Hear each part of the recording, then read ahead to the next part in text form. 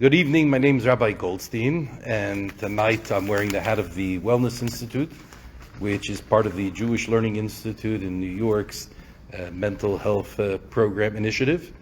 And today in Houston we had a wonderful program called the Mental Health Day at Barron Academy, where we had a few presenters present to the whole high school different pertinent topics about mental health. And the highlight was we had our keynote address by Dr. Shatte, who spoke about resilience. It was really well received by the high school.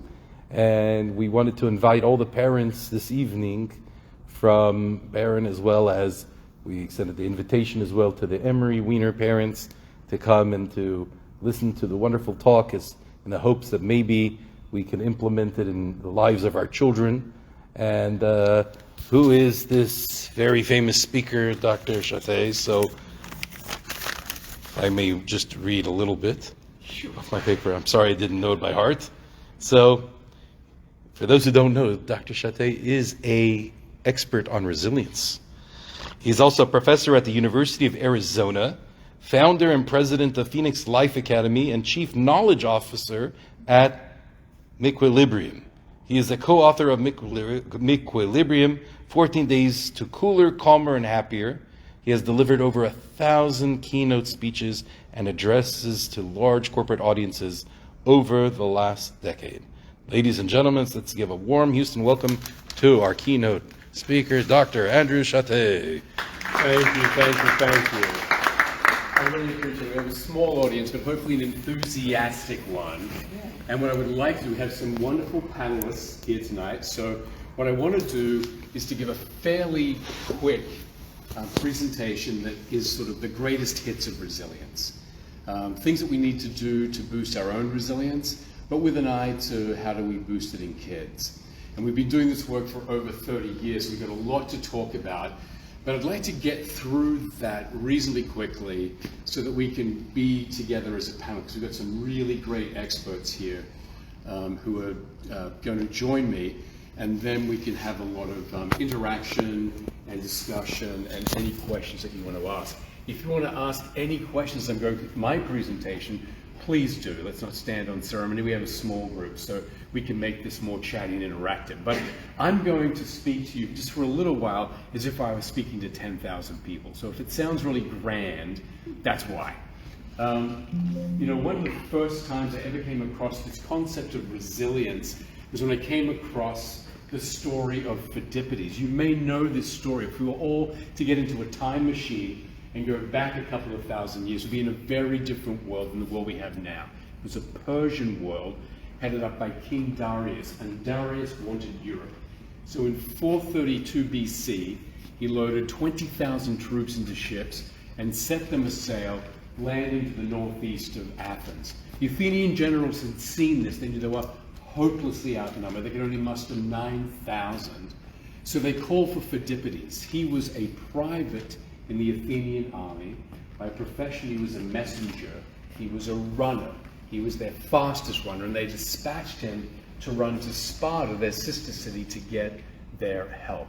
And he ran over 130 miles, some of the worst terrain in Greece, found his way to the Spartan generals, implored them to fight. They said, sorry, it's against our religion to fight until the next full moon. There may have been some politics wrapped up in that religion. But most of us, even the most resilient among us, would probably walk back to Athens with that bad news. Not Pheidippides, ran back the way he had come, another 130 miles. Now the Athenian generals realize they have no choice. They have to go out and meet the enemy. And they do, hopelessly outnumbered. They fight for the very survival of their city and their country. And at the end of the battle, a miracle. 9,000 Persians, almost half their army, lost their lives in that battle, but only 198 Athenians were killed. Major victory. The Persians run for their boats and they're sailing back to Persia, and the Persian generals realized Athens is undefended, and if they turn their fast boats around, they could get to Athens before the Athenian army could come back to defend the city. That's what they do. The Athenian generals see it, they know they need to warn the city. They again call for Pheidippides. strip off your armor and run as fast as you can to warn the people of the city, which he does. They successfully defend their city, but the exertions of the last several days had taken a terrible toll.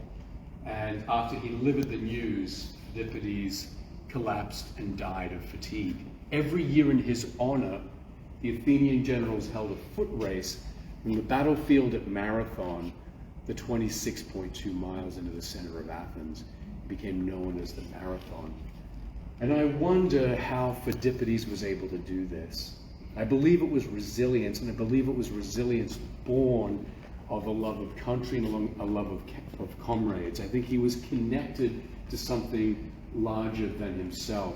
But my own personal interest in resilience began a long time ago in the continent of Australia, which is where I'm from. You probably detected an accent. I started out in my undergraduate work studying law, which is an undergraduate degree in Australia. But apparently that was too lucrative for me, so I shifted to a degree in politics, which was apparently too practical for me. I ended up graduating with a degree in philosophy. Just like the marketability of that degree had settled into your minds. At my graduation party, where my family and friends were gathered, my dad stood up to make the customary speech that parents make at a time like this. And looking me dead in the eyes, he said, "Son, I just cannot believe that after so much time and money, you're actually less useful now than you were 4 years ago." It's a touching speech. I think you'll agree I still tear up a little thinking about it. But it turns out he was right. I ended up spending 6 months unemployed until I finally found a job in the only organization that would have me, the Australian federal government. And ironically, the unemployment office in the Department of Social Security. And this is the point of my story. This is my origin story. So it was my job to interview people, I'm 20 years of age, interview people who've just been fired or downsized from their jobs. So for the first time in my life, tens and tens of people every day I'm witnessing who've gone through a major adversity. And I began to notice that some of them got up, dusted themselves off, and went out to try to find a job, but a lot didn't. They languished and became helpless and hopeless. And I became fascinated with what was the differentiator. Could I ever be able to study the differentiator? I figured the answer was in psychology, so I went back and got a second degree, which led to a slightly nicer speech by my dad.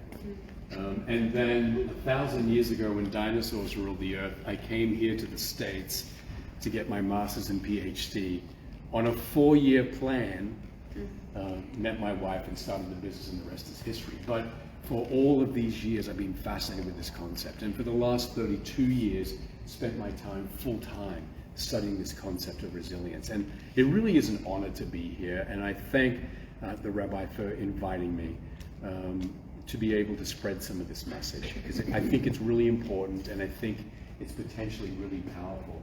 I want to touch on 5 things, but I might skip a couple in the interest of time, just so we get to our panel, because I think you're going to learn way more from them than you will from me, and I want to hear from them too.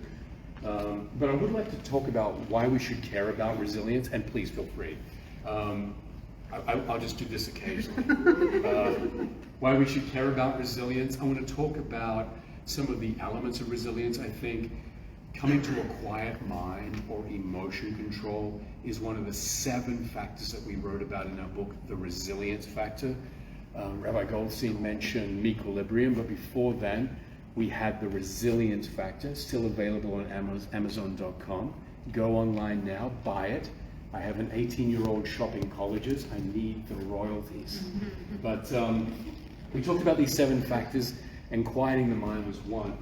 I've come to believe over the last 4 years that we need to take care of ourselves, and we need to be teaching our kids this too, because this is going to be a very long journey. This is not going to be easy for us to get through everything that's happening in the world, transformational change, all the conflict that we're seeing.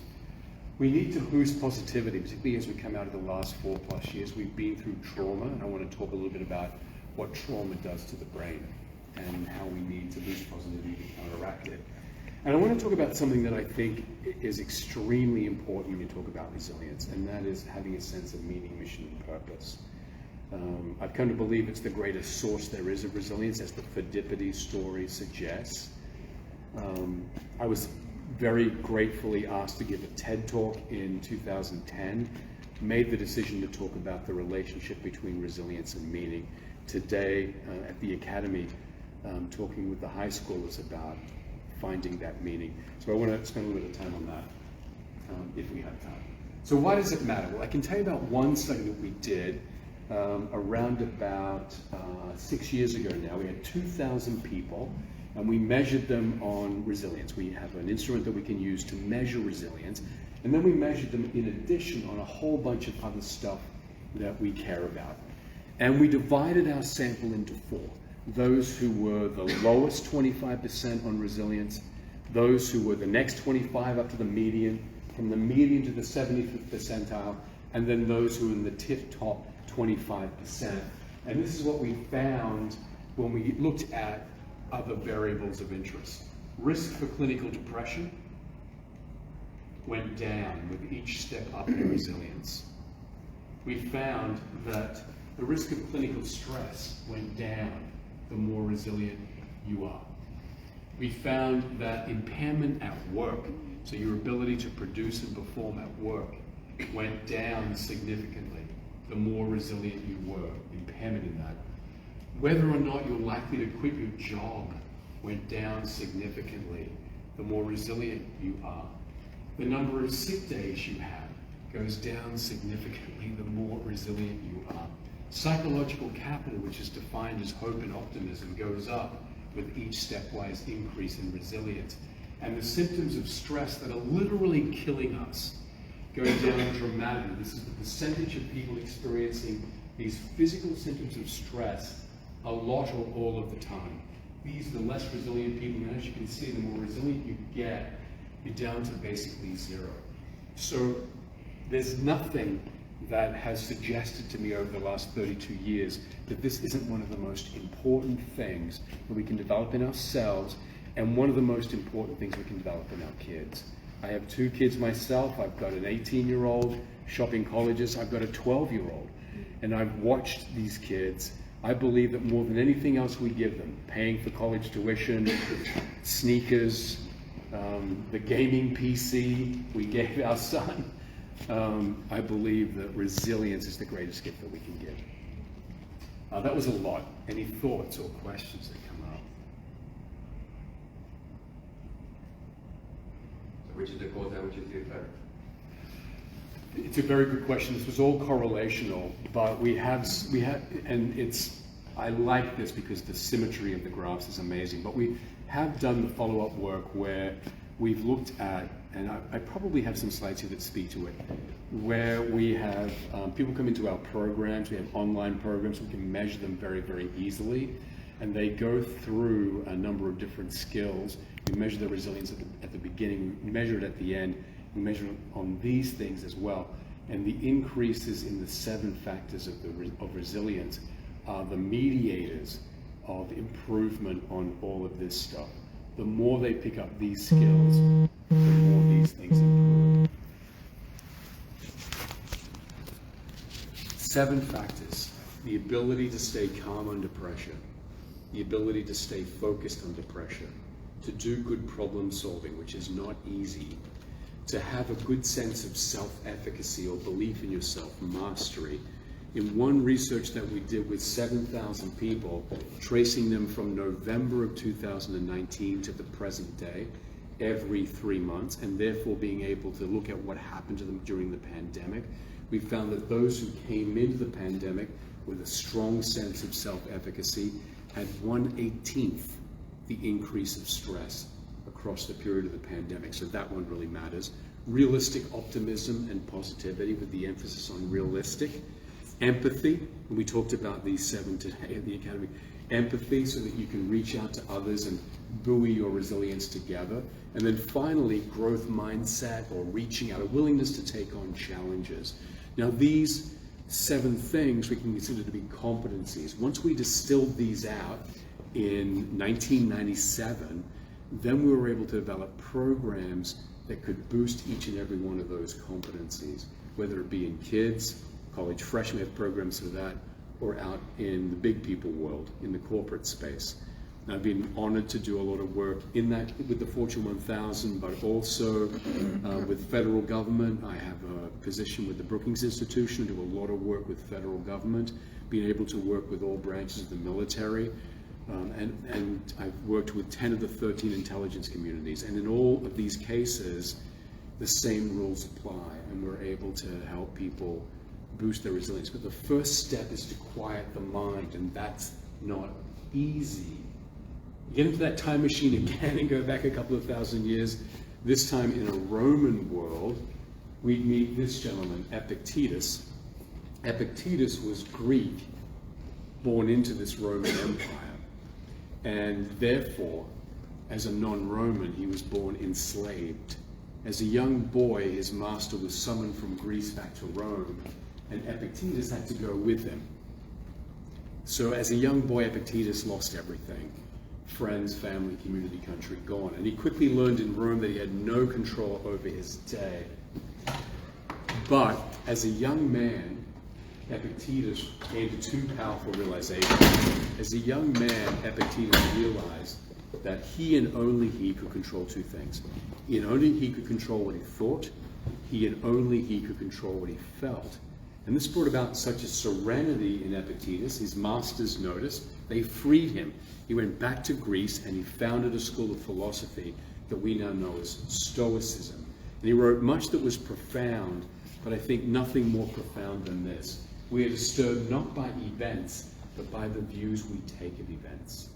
It's not what happens to us as much as what we think about what happens that has the most profound impact on what we feel and what we do. This is at the very heart of the cognitive model of psychology, and it's from that model that we've taken most of our thinking styles that we develop are what has the biggest impact, positively and negatively, on our resilience. So if we can show people the styles that are hurting their resilience and then teach them skills to get around it, whether they're 8 or 80, then we can get their resilience up. And the very first step is to get calm. So whether we're working today at the Academy, we gave an example like this, but it was about being harassed on social media. But for us, as big people in the world, over the last 4 years, we've been through trauma. Every aspect of work and life has changed. Everything seems to be accelerating. We've gone through an enormous amount. I'm going to suggest that we have gone through trauma, and then you throw October 7th into the mix. It's an additional trauma on top of everything else. It's been an emotional roller coaster. I think it's trauma for this reason. A traumatic event is one in which you have very little control. It's pervasive, so there's nowhere that you can really escape. It is pervasive in your life. It's global, so there's nowhere you can run to. You really don't have any control, and the goalposts continually shift, and that is what we have been through. So I would ask you, if you think about the last 4 years, has there been, have I said something to upset you? No. Oh. I thought you were shaking your head about the strife we've been through. Okay. Because I thought that was kind of undeniable. Okay. And I'm really now sorry that I raised that. No, it's okay, it's okay, it's okay. The irony is I noticed you and not that. But anyway, think about the preponderance of your emotions. What has been the emotional roller coaster for you? And if you think about the preponderance of your life, is there one emotion that you tend to go to more than others? Now, what we see is that no matter what people are going through, there are 7 big emotions that we see again and again and again. So a lot of people during this time went through anger. We saw anger go into distilling. We still do. We see lots of acts of incivility out there, right? And anger is mine. I'm an anger guy. And in these situations, I would think something like, I need and deserve more support. Now, the reason that I go there is because from childhood, I've developed a radar where I am scanning for violations of my rights. And I learned that from my dad. My dad scanned for violation, and he sent messages. So it's not like he sat me on his knee and said, son, when you grow up, I want you to scan for violations of rights. I watched him do it, and now I do it. And that's why I get angry a lot. Anger is what robs me of emotion control. So whether we're working with you or whether we're working with kids, we're going to try to find what the emotion is and teach them that this maps to a thought. It maps to a thought. And more than that, a habit they've developed where they scan for violation. But for many of us, it's more anxiety. 52% of us spiked on anxiety during the pandemic. 52%.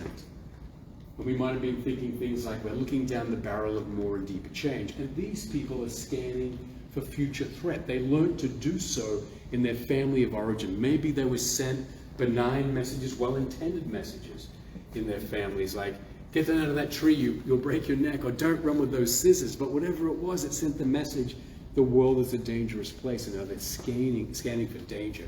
And they get anxious a lot. We have a lot of people who experience frustration. During the pandemic, 52% of people went to anxiety, 28% of people went to frustration, and most of the rest went to anger. And frustration is things like, I feel helpless to impact almost anything in my life. These people have developed a radar where they scan for the resources they need but do not have, rather than the resources they need and do. Some people go to sadness because they're thinking life will never be the same again. And the emotion radar that's relevant there is loss.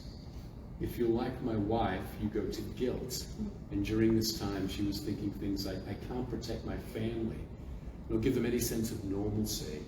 It really upset her that birthday parties were gone, that graduations were gone, the state fair was gone, movie theaters were gone, right? That really tore at her. Now we've got, and that's because she's scanning for how she may be violating the rights of another. So in our relationship, we've been married 27 years, in our relationship, we now have this interesting situation. We've got one of us scanning for violations of rights, and the other one scanning for violating the rights of another. So when a problem comes up, she'll say, it's all my fault, and I'll agree. There's sort of a symbiosis to it, right? But you know, that's not sustainable, right? It's not sustainable. And for some people, especially kids, it's embarrassment. They might be thinking, I'm just hanging on by my fingertips, and people can see I can't manage. And that's because they're scanning for how they may be losing standing in front of others. And over the last decade, we've seen spiraling amounts of shame. And we don't do shame as much in a Western culture as we see elsewhere. I had the great honor of working as a psychologist for 3 years in Tokyo, and I would see lots and lots of shame in that culture. But shame comes about because we're not doing anything well right now. And this is really about how we're failing to meet our own standards. What we want to point out is this is not the only response possible. Some people feel okay because they're thinking, you know, it's not bad, it's not good. Others tend to find that silver lining in the cloud. This is a chance to reevaluate my life, my values, my goals. And some people are in the process of doing that. So this is what we see. And the way that we help people to get to emotion control is to say to them, you know, what you want to do is trap your emotion early. Find out what your signature emotion is. For me, it's anger. For you, it might be anxiety. Look out for it. Detect it early when it's coming on, and then say to yourself, I'm getting angry. I must be having a thought about violation. Anxious. I must be having a thought about future threat. Frustrated. I must be focusing on the resources I need but do not have. And then get that thought out and test it for accuracy. And when we do this, we get really good success in helping people get around this thinking style of emotion radars so they can have greater emotion control, and that means greater resilience. And what we find is when we get people there, it has a halo effect. So without trying to impact these things directly, once we boost emotion control, we get improvements in quality of life, the balance of good versus bad events, physical health behaviors, work-life balance, engagement, productivity, resilience. Thoughts? Questions? And we can do this with kids as young as 8.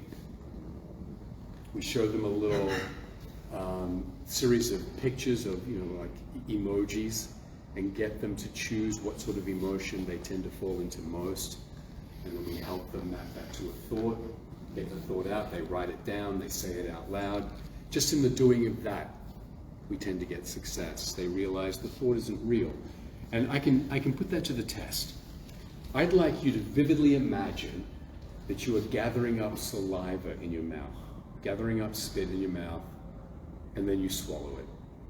Now I'd like you to vividly imagine you're gathering up saliva in your mouth, and then you spit it into a cup, and you swirl it around and look at it in the light, and then you drink it.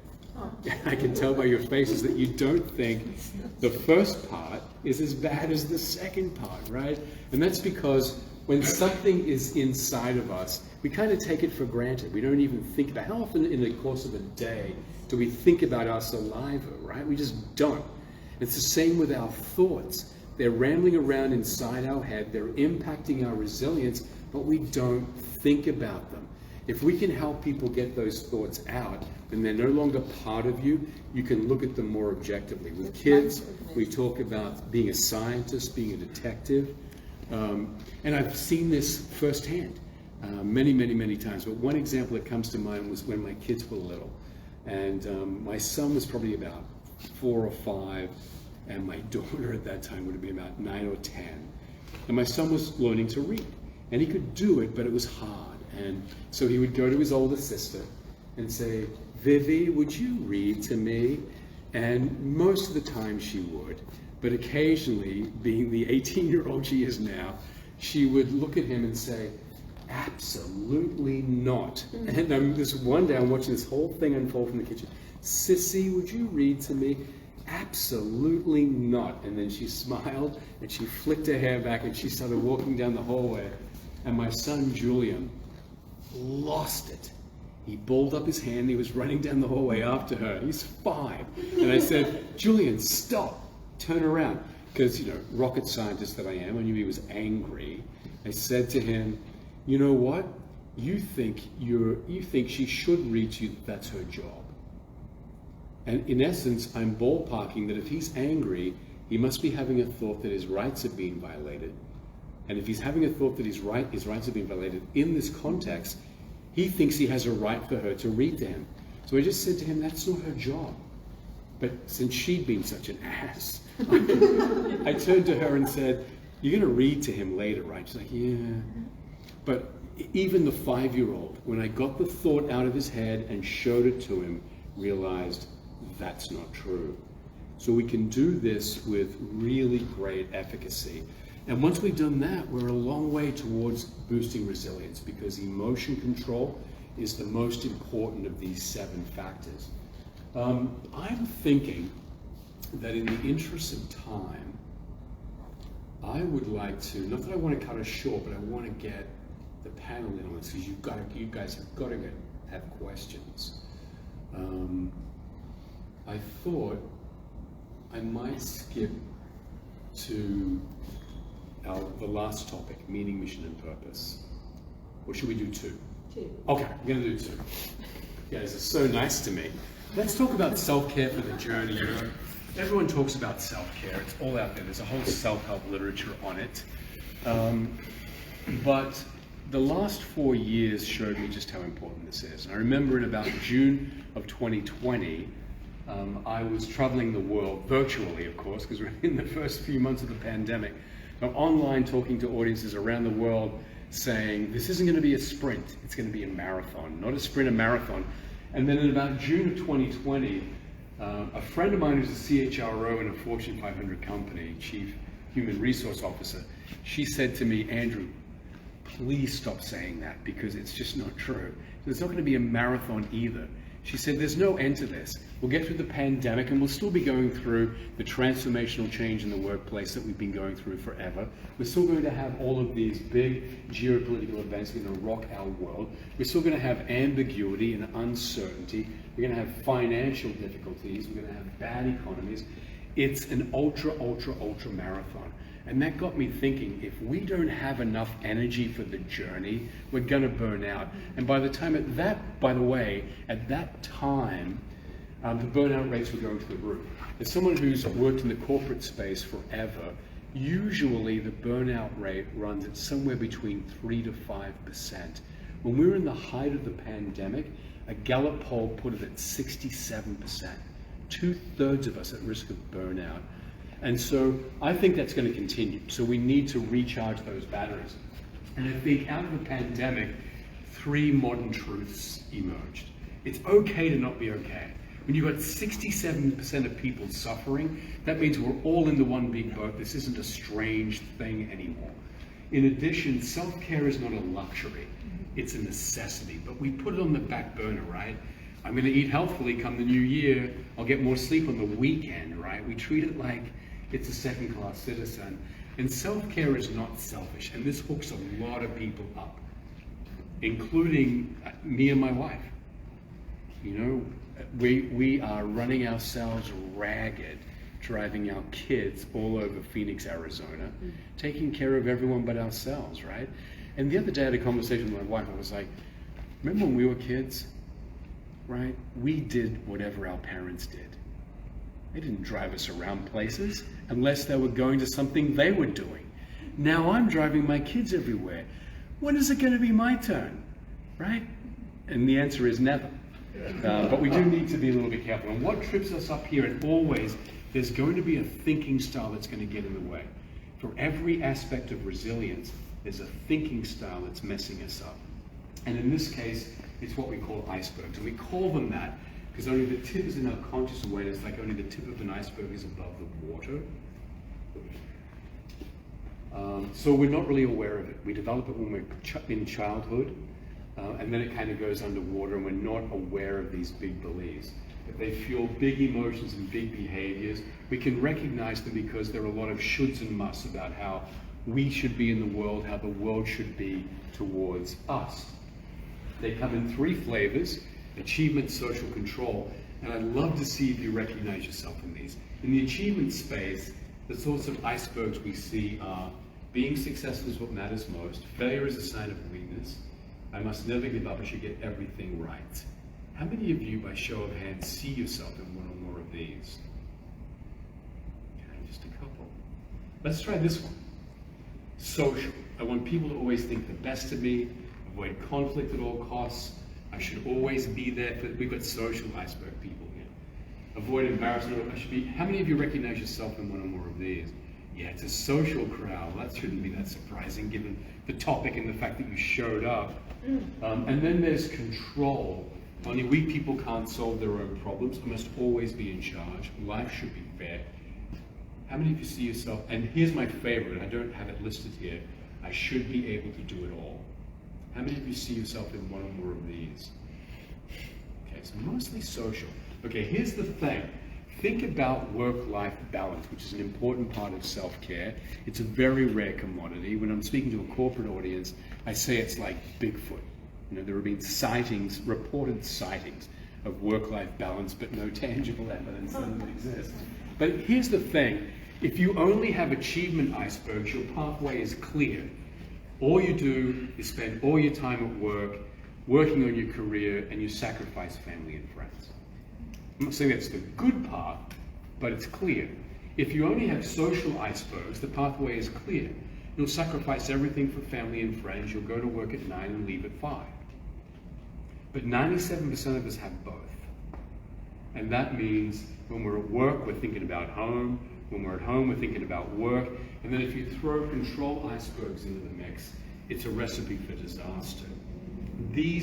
Holding these icebergs, these inconsistent icebergs, is one of the biggest predictors of who is going to burn out and who is not. So we have to bear in mind, what I want to tell people is, we formed these icebergs when we were somewhere between 8 and 15. They're all or none, black or white. They're immature. They're not achievable. There's no shades of gray or nuance or intellectual sophistication to these things. And they don't fit in a shades of gray, nuanced adult world. So what we need to do is to reshape them. But before I talk about that, take a look at this. There's a subset of these called caregiver icebergs that are a real risk for burnout. It's when you have such a caregiver. Identify where there's tension in your life, because there's probably icebergs playing a role there. We want to help create a better belief, one that's more mature. I have one that says I should always be there for the people I love. This tore me apart during the pandemic because I have a 93-year-old dad and a 91-year-old mom in Australia, and I wasn't allowed to enter the country. Australia was on lockdown. So I'm sitting there agonizing over this. I should always be there for the people I love, and there's nothing I can do about it. By the way, while I'm agonizing about that, losing sleep at night, unable to function during the day because of it, my kids have moved to online school, and I'm too tired to care. I'm in my home office. I've got line of sight towards my son, who back then was 8, and he's on online school all day. And I look across, and he's fallen asleep on his laptop. Drool's coming out. He's risking electrocution, and I'm too tired to care. I've got line of sight this way to my daughter's room, and her schedule on my home office wall says that she's supposed to be studying online math. I can see she's making a TikTok video. So these icebergs are driving me to care about stuff I can't control and burn out on that, and failing to take control of what I can. So they are kind of a disaster. One example of how we worked with people is a group of medical professionals in North Carolina. They came into a stress program at Duke University because they were burning out. Their own physicians told them they had about 6 months left before they'd be a complete burnout. And they were working 80, 85 hours a week, often when they didn't need to. They just come in because they cared. They have a caregiver personality, caregiver icebergs dragging them in. They were going through the stress program for 2 years. They loved it, but it didn't benefit them at all. And so we came in to take a look at that. And when you see a group of people who want to do better but they can't, I have to believe that icebergs are sitting underneath it. And the icebergs that we uncovered were, I should be there for all people at all times. Sacrificing for others is the right thing to do. It's wrong to turn someone away. These are fantastic icebergs. They're really beautiful and wonderful. They made them very caring medical health professionals, but it also put them on a road to burnout. And it's not sustainable. So one of the ways that we worked with them was to do the math. Okay, you're working 85 hours a week, and your doctors say you've got about 6 months left. But if we got you back to 65 hours a week, your own doctors say you could work indefinitely. So even if coming out of this, your only goal is to maximize how much you can help others, you need to cut back. That's the only sensible solution. Forget about yourself. Just to help others, you can maximize that by cutting back. That was enough to kind of convince them. And what we found was really good improvement. We saw 7% improvement in the nutrition, 12% improvement in exercise, 18% improvement in quality of sleep, 20% improvement in work-life balance, and 21% improvement in pain management, which was a reflection of their physical health. So it matters. It really matters. And we know these icebergs play roles in a whole bunch of things. A lot of people are perfectionistic because of the icebergs that they have, which gets in the way of quality. Perfection is the enemy of excellence. The pursuit of excellence is the enemy of getting it done. So that's it. I'm going to skip through this. It's really powerful and important. It must be, because look, you can't have a graph this color coded and it's not important.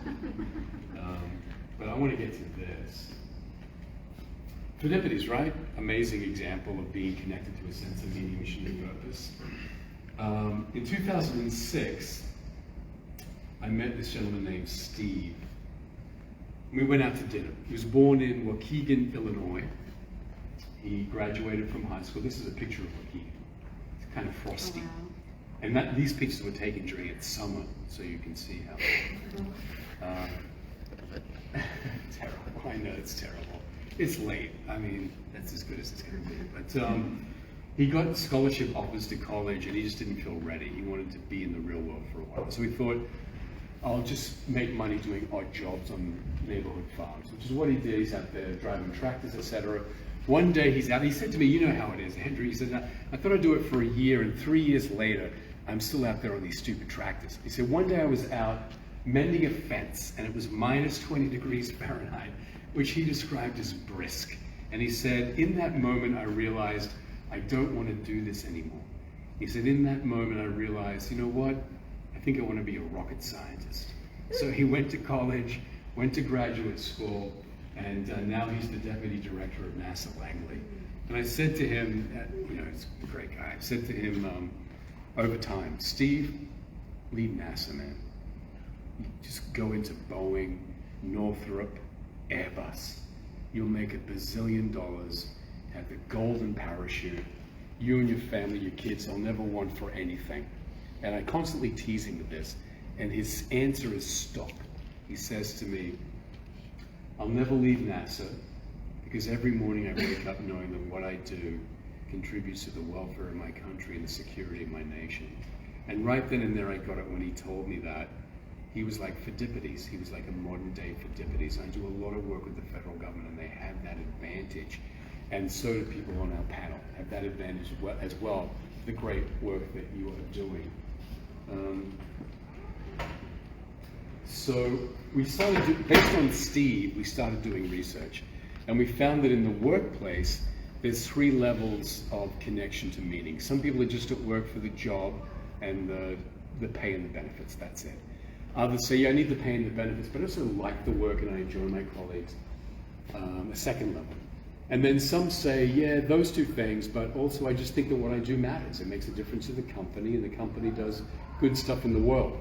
But we also ask people, what gives you the greatest meaning in your life? And it's an open-ended question. They write in a response. Only 1 in 10,000 just put in work. 1 in 10,000. Upwards of 89, 90% talk about their family. But what we see is that there's these 4 levels. Some people will just say their individual goals. I want the big corner office and a big fat paycheck. Others will say, yeah, I've got the individual goals, but it's my family that's really what I'm out here to serve. And others will say, yeah, those 2 things, but also my community. And some will say, yeah, those 3 things, but also I just feel connected to something larger than myself. And the litmus test for that is that they are connected to something that was here before they arrived on the planet and will be here after they're gone. It's some sense of eternity. It might be a value system or a spirituality. Each step up in those 4 levels, we see better wellness and we see higher levels of resilience. And this is something that psychologists have come to realize fairly late in the game. We should have known this really all along. If only we'd listened more to Viktor Frankl. You may be aware of his work. He was prisoner number 119-104 in a Nazi concentration camp, but before the war, he was a famous psychiatrist known throughout the psychiatry world before the war occurred. And the Nazis came into Austria, they rounded him and his family up, and he was the only member of his family to survive the Holocaust. And he writes about trying to find meaning in the most abject horror of his circumstances. And he made himself the promise that were he to survive, he would write the definitive work about finding meaning, and he would guide people to find theirs, and he delivered many times over on that promise. And everything that he wrote is unbelievably profound, but I've cherry-picked 2 things for tonight. He wrote, ever more people today have the means to live, but no meaning to live for. And he who has a why can bear anyhow. So when we think about resilience, I think about it as being those 7 really critical factors. I believe that once we developed that, we had a competency model, so we could actually boost those 7 factors. The trick is to find the thinking styles that get in the way of them and then teach compensatory skills to get around it. And superimposed upon this actually is the importance of self-help and meaning, mission, and purpose. But that's all from me. I did have a slide that said time for Q&A with a picture of my family when we were on the Great Barrier Reef over the summer. They're still fighting constantly, constantly. Are they resilient? Yeah, they are. They're unbelievable. My daughter is a classic soprano, She sings operas in German. She's insane, and she's about to go to school for musical theater. But she goes through so much rejection, so much rejection, and watching her resilience as she does so is amazing. I remember the time my son tested for his black belt in Taekwondo, and we all thought he got it. He had to do 310 consecutive moves. And my wife and I watching him, we're like, he did it. And we had a pizza party, friends and family over. And 2 days later, his instructor called me and said he didn't make it. He left out an entire sequence. And we had to go to him and say, hey, his name's Juju. Hey, Juju, you didn't make it, man. And I watched him as he teared up, and then he sort of wiped his eyes and was like, it was green belt, wasn't it? And I said, yeah, that's what your instructor told us. And he said, yeah, there's something that triggers me wrong there. And I think if I just do this differently next time I test, there was no talk of gonna give up. So we have made huge mistakes in parenting. I'm constantly asked to write a book about raising resilient kids, and I won't, because that would be so fraudulent. But we got this piece right. I remember several years ago now, and I'm going to be quick because I want to bring out the panel, but several years ago now, I was giving a speech, Upper West Side in New York, was actually at a temple there. Stephen Schragus, who was the head of One Day University, brought me in, and about 300 people. And they were waiting for me, the supposed that he stole his grandpa's pocket knife. And I'm like, this is a train wreck. And she just kept talking about this stuff. And they came and stood at the podium, they called me out, and all this stuff's going through my head. And about 45 seconds goes by in silence. And that's a huge amount of time for an audience to be looking at a speaker who's not speaking. And I just didn't know what to say. I felt like such a fraud. And there's 300 people kind of leaning in, waiting for these words of wisdom. And in a moment of exasperation, I said, when it comes to raising resilient kids, and I hesitated and I said, we're all effing it up. But I didn't say effing. And there was just this pause, and you could see people were stunned. Then there was just this wave of relief that went through the audience of like, I'm not alone in this. But yeah, I think they're resilient.